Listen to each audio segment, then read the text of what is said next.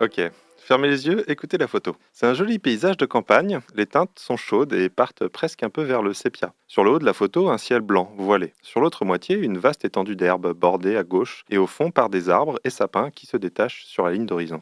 Au milieu de l'étendue d'herbe, quelques troncs de pin dénudés, empilés, qui attendent qu'on vienne les ramasser. D'ailleurs, un chemin de terre nous y mène depuis la droite de la photo. Enfin, tout à droite, on ne voit plus très bien le chemin parce qu'il est caché par les ondulations du sol. On est en haut d'une colline. Tout au fond, un peu à gauche, on aperçoit des bouts de forêt sur des collines plus au loin. C'est joli tout ça, on a envie d'aller s'y promener. Enfin non, parce que ce qu'on voit en premier sur la photo, dans le ciel au-dessus des cimes, c'est un objet volant non identifié, une soucoupe volante. Pas très grande sur la photo, mais seule dans le ciel. Alors forcément, ça rend le paysage moins paisible, moins bucolique.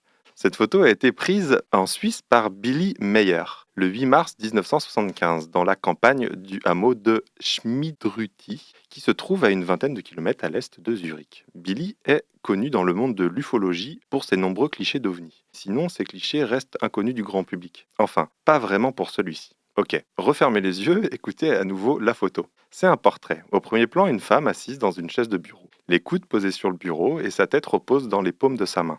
Elle porte un haut de tailleur sur une chemise blanche avec bouton de manchette. Ses cheveux sont roux, une coupe genre au carré bien coiffée, style brushing, pas de frange. On voit d'ailleurs poindre quelques rides sur son front parce qu'elle hausse les sourcils comme lorsqu'on est dubitative. Elle est clairement plongée dans ses pensées ou en train de rêver. Devant elle, un livre ouvert sur le bureau et à sa gauche un téléphone. Mais la photo est cadrée de manière à ce que l'arrière-plan prenne beaucoup de place sur la photo. Et c'est voulu. La portraitisée prend place dans un décor, un contexte, son environnement de travail. On voit derrière une armoire et une étagère avec des livres, des dossiers, des rouleaux, le tout stocké de manière un peu bordélique, genre amas de documents. Mais surtout, accroché au mur, à droite de l'armoire, à 1,50 m de hauteur, un poster affiché. Sur celui-ci, en haut, une soucoupe, en dessous 3-4 cimes d'arbres et inscrit en surimpression sur 2 lignes les mots I want to believe, je veux croire en français. Il s'agit d'une très petite portion de la photo de Billy Meyer, énormément agrandie, du coup la qualité est pas ouf, et avec des bleus très saturés.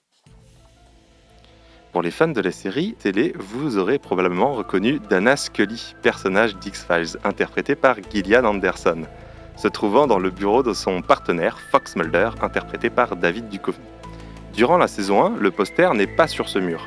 Il est moins visible et se trouve sur un autre mur, plus en hauteur, partiellement caché par un trieur papier ou d'autres choses qui sont affichées au mur. On l'aperçoit vaguement sur quelques plans, comme en début d'épisode 7, mais il est insignifiant. À sa place se trouve le portrait en pied de Neil Armstrong sur la Lune, mais la référence est beaucoup trop subtile. C'est lors de la seconde saison que le poster I Want to Believe est mis à cet emplacement, dégagé de tout obstacle nous empêchant de le voir, et derrière le bureau, de sorte qu'il est sur de nombreux plans dès que quelqu'un ou quelqu'une est sur ou autour du bureau. C'est un élément de décor qui devient un élément de narration.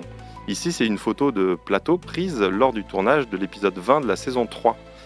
Dans cet épisode, il fait tellement partie de la narration de l'épisode que la scène post-générique démarre par un gros plan sur le poster. Dans l'univers d'X-Files, ce poster et ses variantes suivantes symbolisent la profession de foi de Mulder, sa quête inlassable de vérité.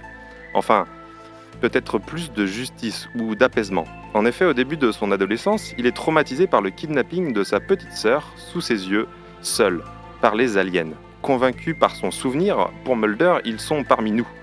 Et les personnes hautes placées cherchent à camoufler les preuves. Et si dans la première saison, Scully représente la figure scientifique, apportant des éléments rationnels aux phénomènes troublants auxquels sont témoins nos deux protagonistes, c'est lors de la seconde saison que le doute va subtilement commencer à s'installer aussi chez elle. C'est aussi dans cette saison 2 que tout l'arc complotiste commence réellement à se mettre en place, et on y voit par exemple pour la première fois l'homme à la cigarette, légende des méchants des œuvres de fiction. Eh bien les photos de Billy Meyer, on pourrait aussi les voir comme des professions de foi, de sa part.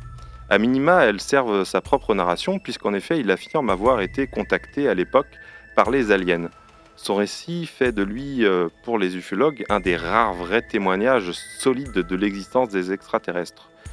Sauf que, probablement que la vérité est ailleurs. En tout cas, pas dans les photos ou les témoignages de Billy Meyer.